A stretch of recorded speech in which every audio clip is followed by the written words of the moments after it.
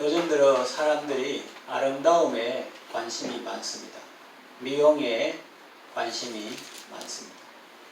전에는 먹고 살기 힘든 시대여서 사람들이 생존에 급급했는데 요즘도 물론 살기 어려운 사람들이 있지만 대부분의 사람들은 생존을 넘어 이제 생활을 하고 또 문화와 예술에 관심을 갖는 사람도 있습니다. 그래서 아름다워지려고 여러 가지 미용술도 발전하고 뷰티샵도 많이 생기고 성형의사 지원하는 사람도 많고 또 성형술도 많이 발전되어서 외국에서까지 올 정도입니다. 사람이 아름다워지려는 노력 그 자체는 나쁘다고 할 수 없어요. 다만 과도하지 않으면 좋은데 뉴스를 보면 가끔 위험한 시술을 하다가 목숨을 잃은 사람도 있고 또 어떤 사람은 수술을 하니까 마음에 안 들어가지고 비관해서 극단적인 선택을 한 경우도 있다. 그런 걸 보는데 그런 것은 폐단이라고 봅니다. 그러나 웬만하면 하나님께서 부모님을 통해서 주신 그것을 소중히 여기고 잘 관리하면 좋은데 나이가 들면은 이 속눈썹이 눈을 찌를 수가 있기 때문에 그런 건강상의 이유로 수술한다든지 부득이한 경우에 하는 것도 나쁘지는 않다 그런 생각을 합니다. 제가 말씀드리고자 하는 것은 사람이 아름다워지려 하는 그 자체는 나쁜 것이 아니다 하는 것이죠. 교회도 마찬가지입니다.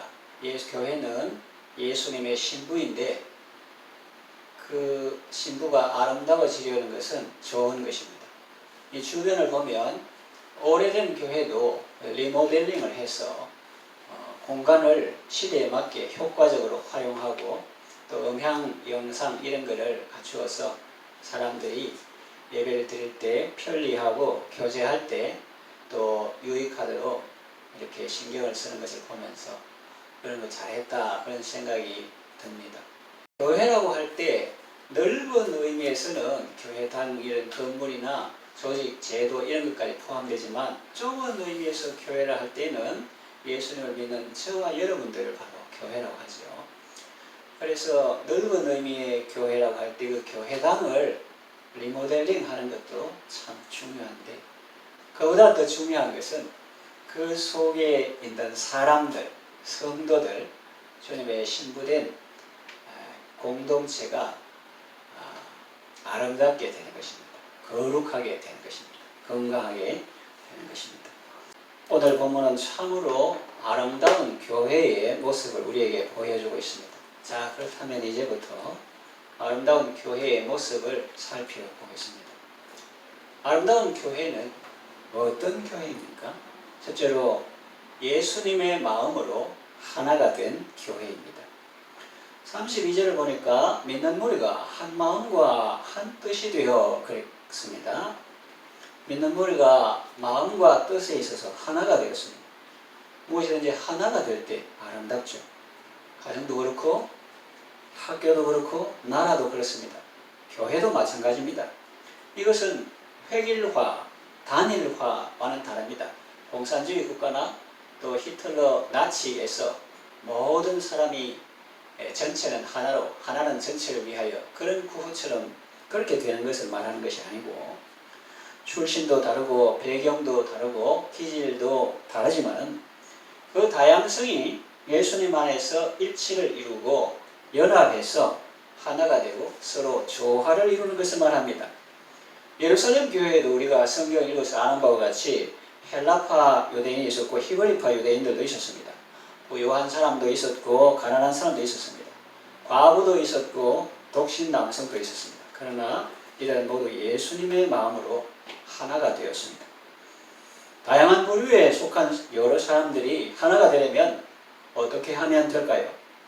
각자 자기 고집을 버려야 합니다. 그렇다고 무조건 남의 주장에 따른다고 하나가 되는 것도 아닙니다. 오늘부터는 우리가 다 A의 마음을 품어주자. 내일부터는 전부 다 B의 마음을 품어주고 그런다고 해서 되는 것이 아니라는 거죠.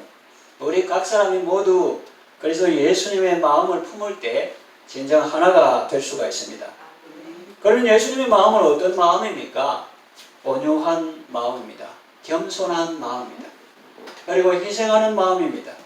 우리 교회가 예수님의 마음으로 하나가 된 아름다운 교회가 되기를 바랍니다.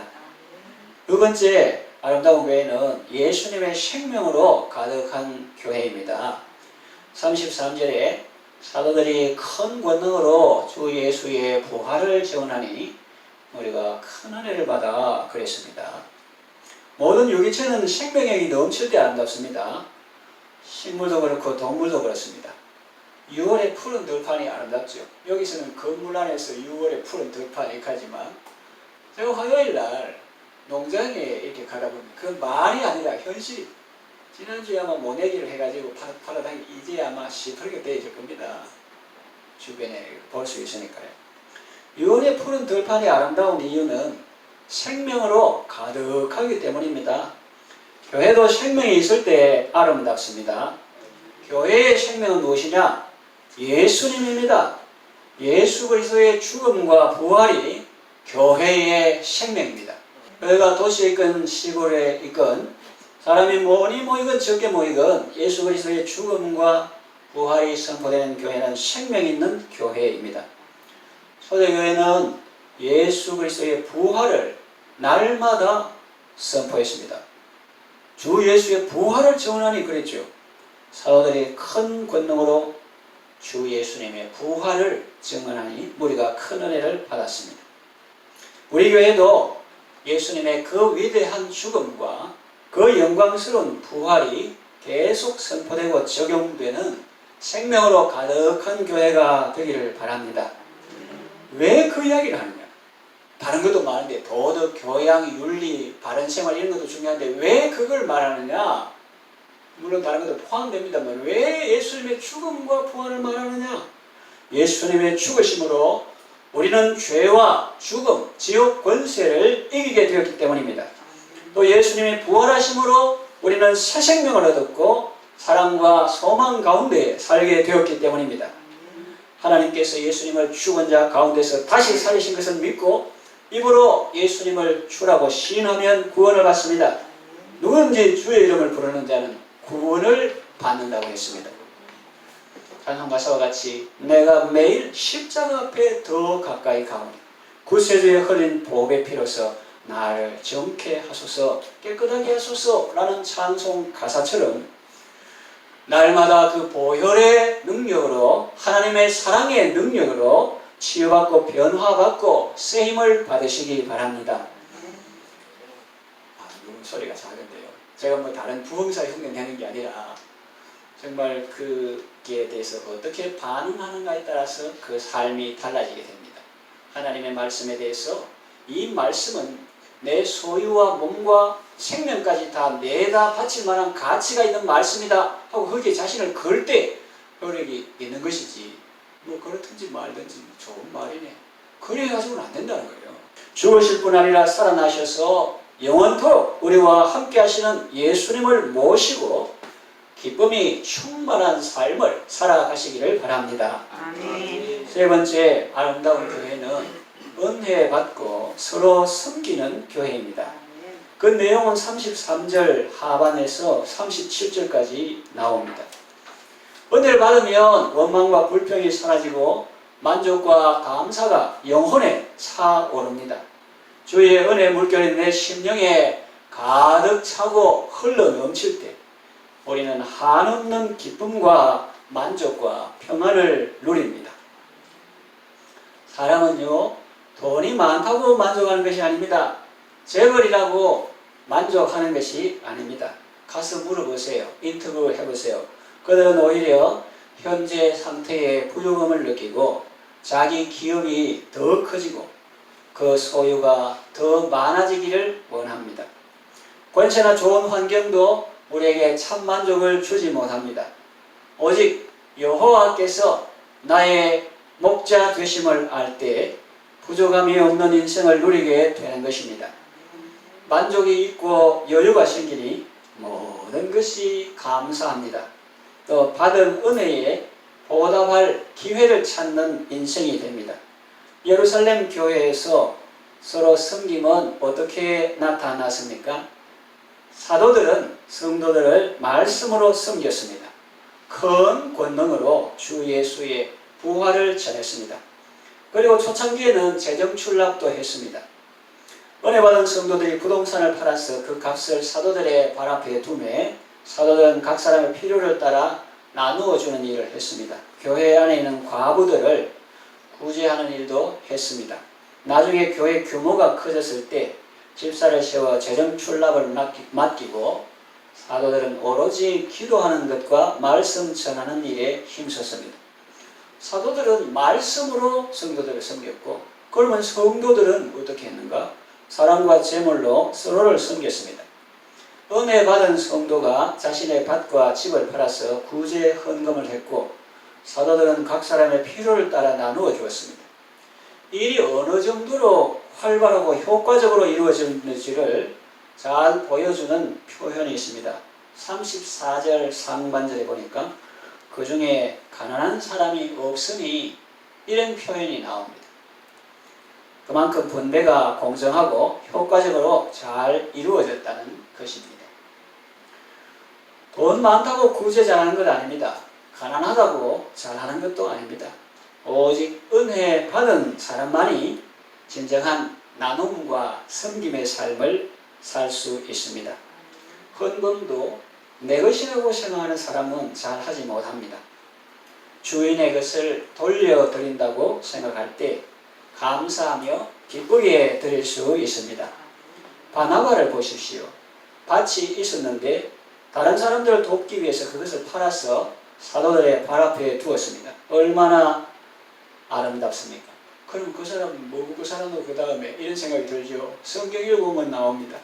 하나님께서 그를 더욱 아름다운 삶으로 이끌어 주셨습니다. 그는 안디옥 교회의 교사로서 큰 무리를 가르쳤고 나중에는 선교사로 파송받아서 많은 영혼들을 주님께로 인도했습니다. 우리 교회에도 이런 은혜가 있기를 바랍니다.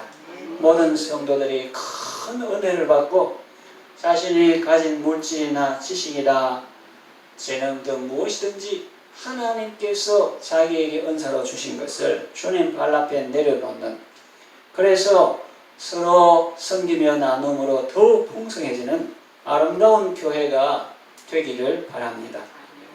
이 사도들은 말씀으로 섬겼고 성도들은 서로 사랑하면서 나눔과 섬김으로 섬겼고, 또 성도들은 사도들을 어떻게 섬겼는가? 순종과 협력으로 섬겼습니다. 그들은 2장 42절에 보면 사도의 가르침을 받았습니다. 구제와 봉사를 할 때 자기 이름으로 하지 않았습니다. 이게 지혜로운 태도예요. 35절 37절 사도들의 발 앞에 두었습니다. 그리고 교회 규모가 커져서 일이 많아지자 7 일꾼을 택하여 구제와 접대를 하게 하고 사도들은 오로지 기도하는 일과 말씀사에게 힘쓰도록 도왔습니다. 그렇게 했더니 재정 출납 이런 걸 안 하고 사도들이 기도하는 것과 말씀 선포에 집중하니까 하나님의 말씀이 점점 왕성해져서 예루살렘에는 제자의 수가 더 심히 많아졌습니다. 예루살렘 교회는 모든 사람들이 하나님의 은혜를 받고 주의 사랑으로 서로 섬기는 교회였습니다. 그럴 때 하나님이 기뻐하시고 복을 주셨습니다. 2장 42절에 보니까 교회 성도들이 온 백성에게 칭송을 받습니다. 그때 주께서 구원받는 사람을 날마다 더하게 하셨습니다. 사도들의 손을 통하여서 민간의 표적과 기사가 많이 일어났습니다. Miracles and signs 이런 것들이 많이 일어났어요. 3장에 보면 나면서 못 걷게 된 사람이 예수님의 이름으로 걷게 되는 사건이 나옵니다. 또 5장 15절에서 16절 보니까 병든 사람을 메고 거리에 나가 침대와 요 위에 누이고 베드로가 지날 때 혹 그의 그림자라도 덮일까 바라고 예루살렘 부근에 수많은 사람들도 모여 병든 사람과 더러운 귀신에게 괴로움 받는 사람을 데리고 와서 다 나음을 얻으니라 했습니다. 부활 승천하신 예수님께서 이제 사도들을 통해서 그 일을 하시는 것입니다. 5장 14절에 보니까 믿고 주께로 나오는 자가 더 많으니 남녀의 큰 무리더라고 했습니다.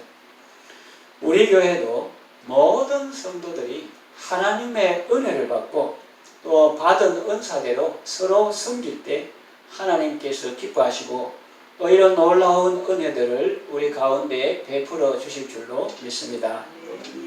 말씀을 정리하며 마치겠습니다. 건물이 아름답고 배경이 아름다운 교회도 좋습니다. 그러나 그보다 더 중요한 것은 내면이 아름다운 교회입니다. 그것은 교회당 안에 들어보니까 내부 장식 잘 해놨더라 그런 걸 말하는 게 아니에요. 내부 장식을 말하는 것이 아니라 교회 공동체가 거룩하고 건강한 것을 말합니다. 우리 교회 모든 성도들이 예수님의 마음으로 서로 하나가 되고 또 예수님의 생명으로 가득하고 또 하나님의 큰 은혜를 받고 받은 은사대로 서로 섬기는 아름다운 교회로 세워져 가기를 바랍니다.